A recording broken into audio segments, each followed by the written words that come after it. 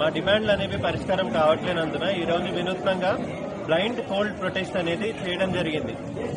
రాష్ట్రంలో ఉన్న అన్ని మెడికల్ కాలేజ్ హాస్పిటల్స్ లో ఈ బ్లైండ్ ఫోల్డ్ ప్రొటెస్ట్ అనేది చేయడం జరిగింది. ఎందుకంటే గవర్నమెంట్ అనేది పట్టించుకోవడం లేదు దాని గురించి అని చెప్పి ఇప్పుడు బ్లైండ్ ఫోల్డ్ ప్రొటెస్ట్ దాని గురించి చేస్తున్నాం. అదేవిధంగా 24th నుంచి మేము ఎలెక్టివ్స్ ఇంకా ఓపీస్ ఇంకా వార్డ్ డ్యూటీస్ ఈ మూడు కంప్లీట్ స్ట్రైక్ లోకి వెళ్లబోతున్నాయి. అదేవిధంగా ఎమర్జెన్సీస్ అనేవి ప్రస్తుతానికి రన్ అవుతాయి.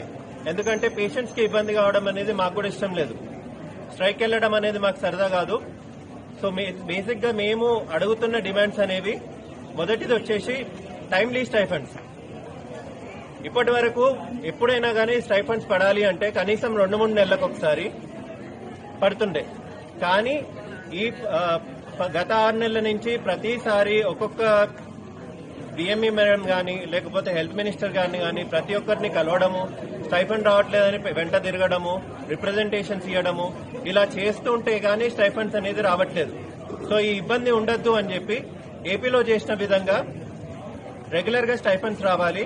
అటెండెన్స్ ఒకసారి వెళ్లిన తర్వాత 2 days లోపల ఫైనాన్స్ డిపార్ట్మెంట్ నుంచి క్లియరెన్స్ కావాలి అని చెప్పి అదొక మేజర్ డిమాండ్. తర్వాత దీనికోసం అని చెప్పి ఒక గ్రీన్ ఛానల్ అనేది క్రియేట్ చేస్తామని మంత్రి గారు చెప్పిందే.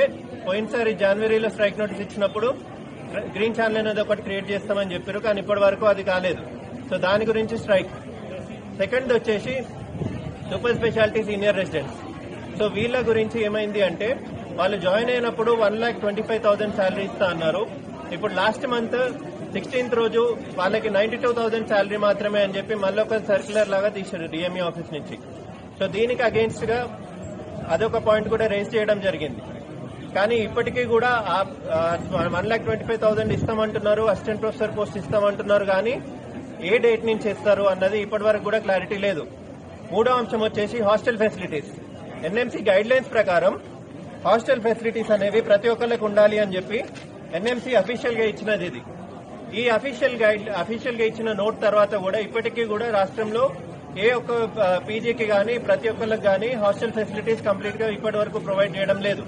సో ఈ హాస్టల్ ఫెసిలిటీస్ ప్రొవైడ్ చేయడం గురించి అట్లీస్ట్ బడ్జెట్ అన్న రిలీజ్ చేయాలి.